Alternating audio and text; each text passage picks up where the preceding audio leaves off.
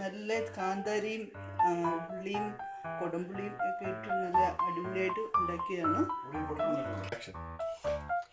ഞങ്ങൾ ഇന്നിപ്പം കപ്പ റെഡിയാക്കി. ഇതാണ് കപ്പ റെഡിയാക്കി.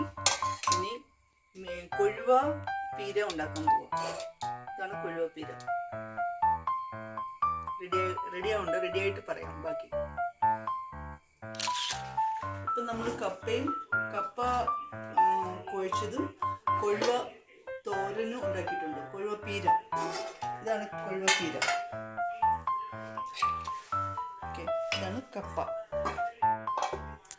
അപ്പം ഞാനിത് സെർവ് ചെയ്യാം. എല്ലാവരും ഇവിടെ വന്നിരിപ്പുണ്ട്. സെർവ് ചെയ്യാം.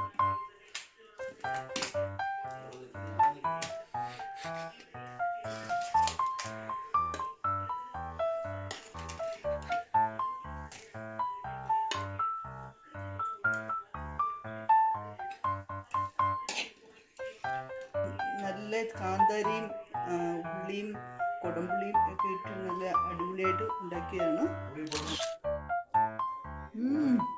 സൂപ്പർ, അടിപൊളി.